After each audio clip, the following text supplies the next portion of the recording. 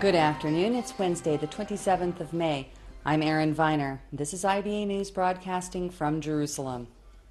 We open with tension in the south as the Air Force launched strikes at 4 terrorist targets inside Gaza this morning in response to the Palestinian firing of a Grad rocket from Gaza at the port city of Ashdod. We get more in this report from IBA's Efrat Batat. The IDF confirmed direct hits inside Gaza on what it identified as 4 terrorist sites. Israeli Air Force jets bombed training camps belonging to the Islamic Jihad in Rafah, Khan Yunis, and Gaza City.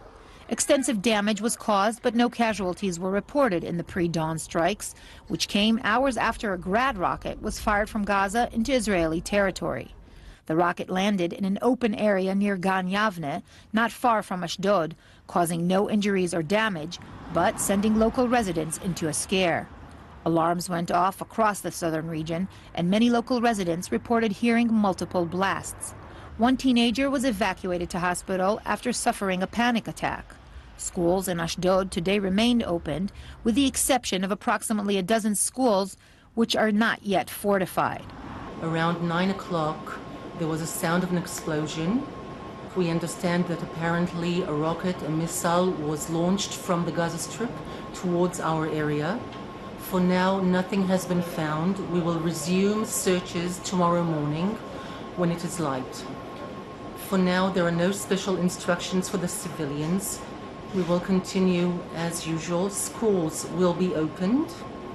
We have instructed, just for safety purposes, to open all shelters. Last night's attack was the first of its sort to disrupt the relative quiet between Israel and Gaza, following a ceasefire which ended last summer's 50-day war. Although there have been several cases of sporadic firing into Israeli territory since the end of Operation Protection Edge, this was the first time a Grad rocket, which can go farther than the smaller Qassam rockets, had been fired. Responding to the latest developments, Defense Minister Moshe Ya'alon today warned Palestinian factions that if the quiet in Israel is disrupted, the Gaza Strip will pay a heavy price. He added that while the rockets were apparently fired by the Islamic Jihad, Israel holds Hamas responsible and advised the terror organization to curb any attempts to fire into Israeli territory or cause other provocations. Security officials speculate that infighting among Islamic Jihad militants inside the Strip may have precipitated the rocket fire without the permission of Hamas. Palestinian sources reported that Hamas security forces searched the area from which the rockets were launched today and detained several suspects. Amnesty International has issued a scathing report detailing the Hamas murder of rival Palestinians to settle internal disputes during the Gaza conflict with Israel last summer. According to the rights group's Middle East and North African director, Philip Luther, Hamas took the opportunity to ruthlessly settle scores and carry out a series of appalling and unlawful crimes and other grave abuses against powerless individuals. According to Amnesty, Hamas displayed a disregard for the most fundamental rules of international humanitarian law and committed possible war crimes by murdering at least 23 victims, some of whom were publicly executed in the street. During what the organization referred to as Hamas' brutal campaign, dozens of Palestinian supporters of its rival Palestinian Fatah party, including former members of the Palestinian Authority security forces, were abducted, tortured, and attacked after alleged to having collaborated with Israel. An earlier Amnesty report issued in March found that missiles fired during the conflict by Gaza terrorists went awry and actually killed more Palestinians than the IDF. The document also noted that so far not a single person has been held accountable for the crimes committed by Hamas forces against Palestinians during the 2014 conflict, which indicates that these crimes were either ordered or condoned by the authorities.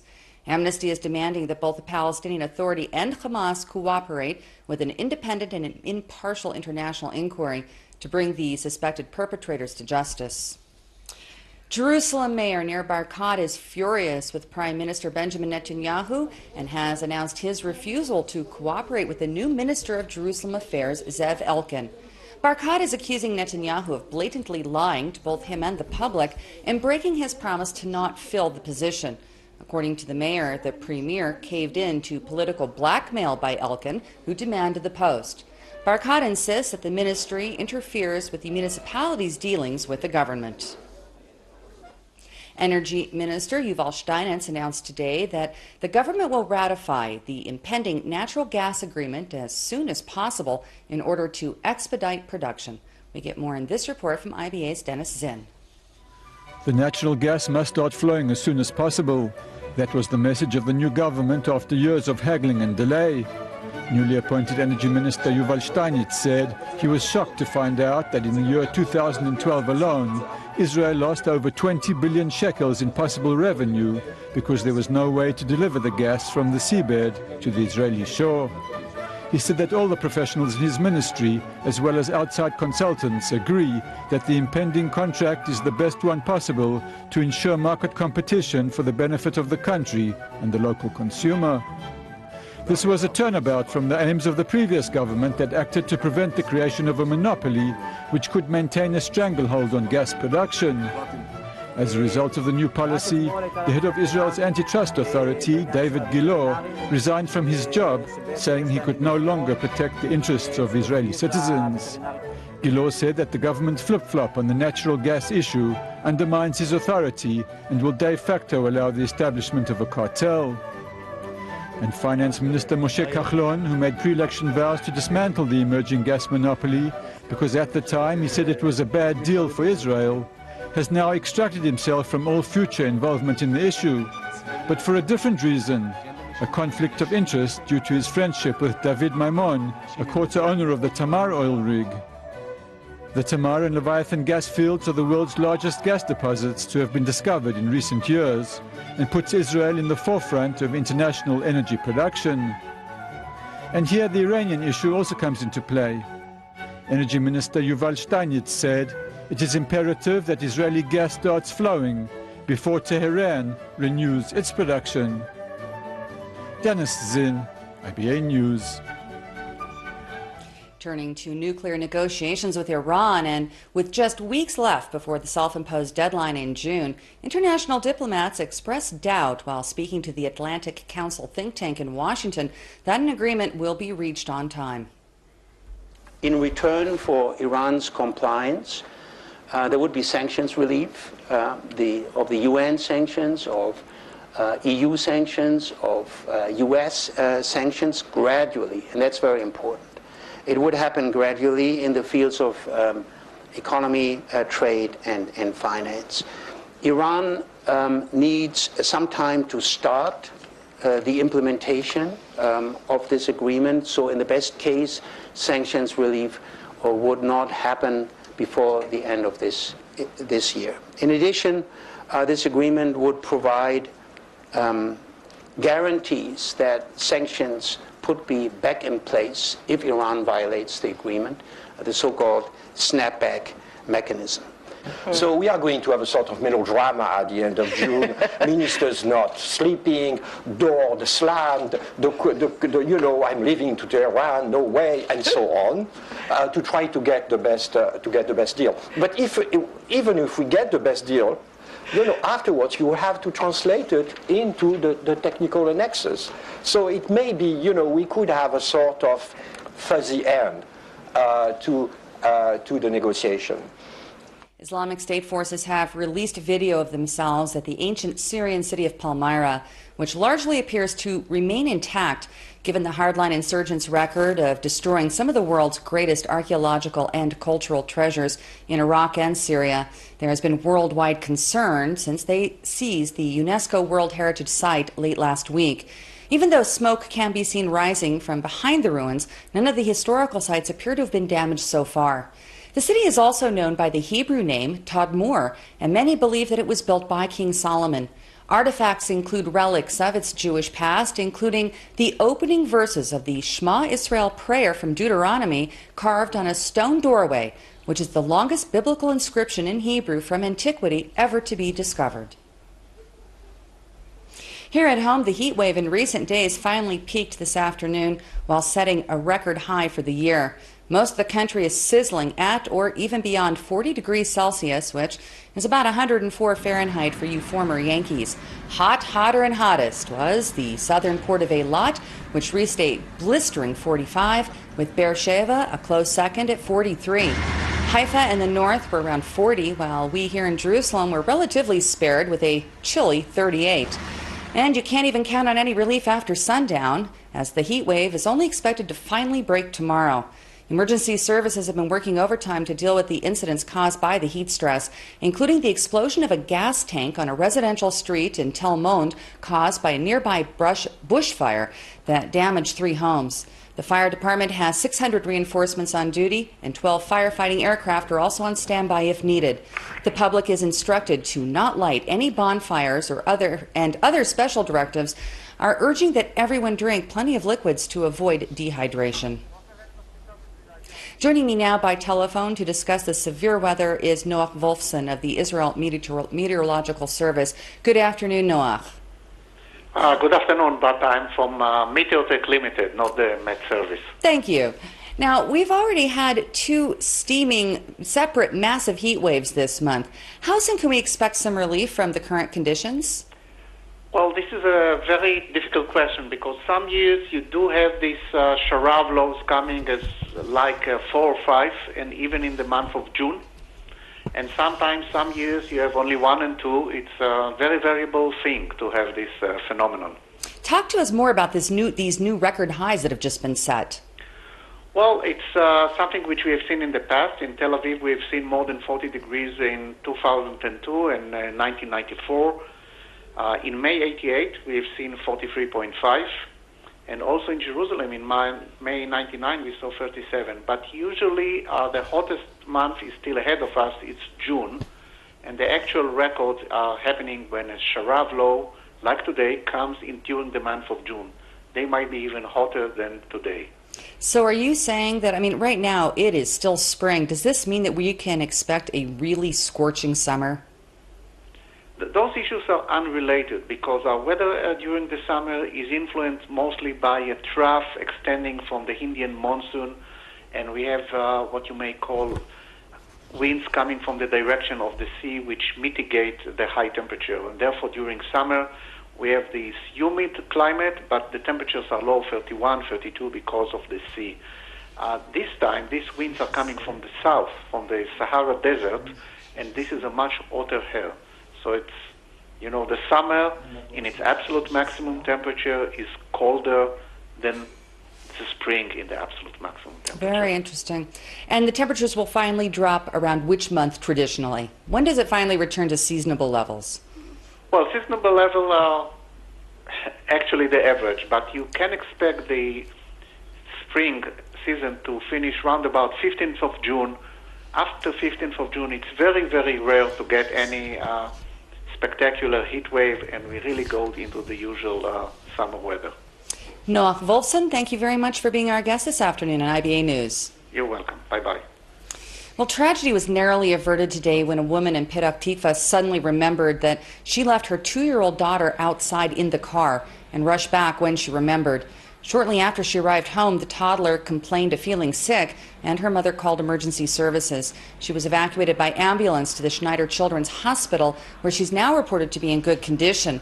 At least 5 children have died in separate, similar incidents over just the past 2 years, and the Magen David Adom Paramedic Service has issued a plea for parents to be especially mindful during the extreme weather that we're experiencing. Working to solve that problem, a group of Israeli Arab high school students have developed a smart system that could help to prevent the deaths of children who have been forgotten in vehicles. They came up with a mechanism that automatically lowers windows when temperature and motion sensors detect movement inside. The initiative was developed at the Technology High School in the city of Jaljulia by 4 students who began their research after hearing of a child dying in a hot car. They say that the project cost less than $2,000, and there are now plans to market the product to German car companies. The heat wave that we are experiencing is even more serious in India. Over 1,100 people have died due to the sweltering conditions. It's been so hot that roads in the capital of New Delhi have reportedly been melting. Most of the fatalities have been in the country's rural southern states of Andhra Pradesh and Telangana. The government has issued a red alert for both areas, while the local forecast is predicting that the temperatures will continue to soar to about 50 degrees Celsius. Most of the deaths are the result of extreme dehydration and heat strokes. and that death toll is likely to climb as the high demand for electricity is now leading to power cuts that are lasting for hours. In criminal matters, the mayor of Or Yehuda, David Yosef, remains in police custody following accusations that he committed sexual offenses against a number of women over a period of several years. He is also accused with obstruction of justice, and his remand has been extended to at least the 1st of June. The police anti-corruption Laha 443 unit is conducting the investigation into complaints from 5 women that include allegations of sexual harassment, indecent acts, and consensual but prohibited sexual relations that involve Yosef's alleged abuse of authority. The police also believe that the mayor offered promotions to a number of city employees in return for sexual favors and used his influence to harm their careers if they spurned his overtures. Cab passengers now have a new option. The crowdsourced Uber transportation service has begun operating in Tel Aviv and can be accessed through an app on users' smartphones. Our reporter Alexander Jen has this story.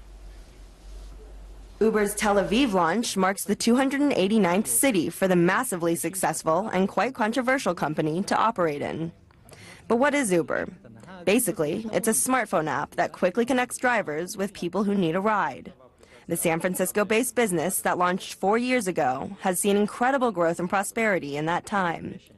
Uber is rapidly changing the car service frontier. Though it has stirred the pot of local transportation, enraging licensed taxi drivers around the world, customers love it, saying the service is easy, fast, and cheap. Uber is similar to the Israeli app Get Taxi. You pay with a registered credit card, receive a price quote, and use the app to hail rides. But with the Uber app, depending on the city, you choose the type of car you want to ride in. A 4-seated car, 6-seated SUV or minivan, a luxury sedan, or a taxi. You can even choose to share a ride with other passengers in an option named Uber Pool. A GPS system locates the hundreds or thousands of drivers around you, sending the closest one to pick you up. On your smartphone, you can track their route and watch as they arrive.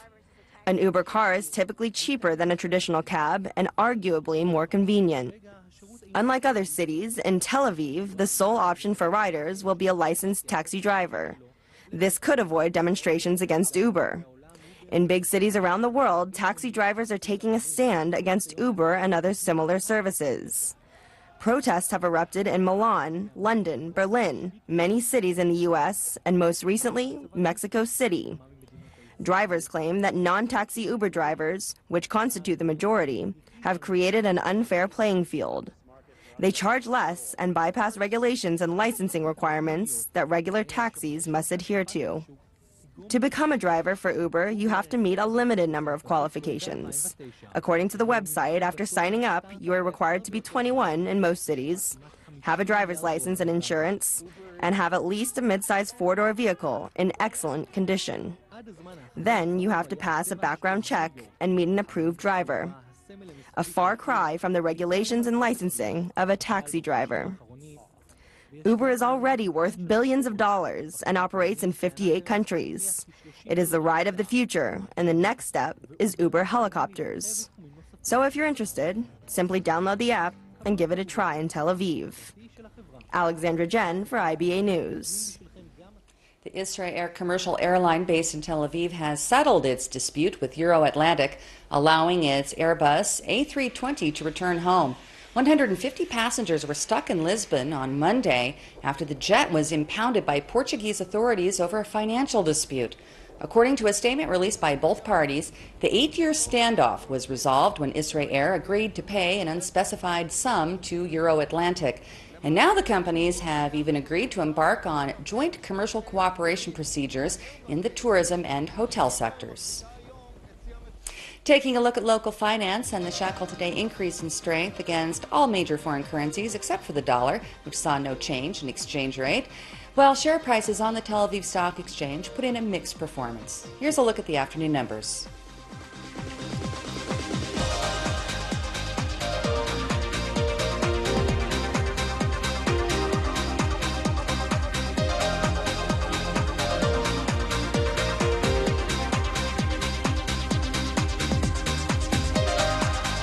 The IBA weather team is sending out its best wishes for us all to ride out the heat wave safely. Here's the forecast at home and abroad over the next 24 hours.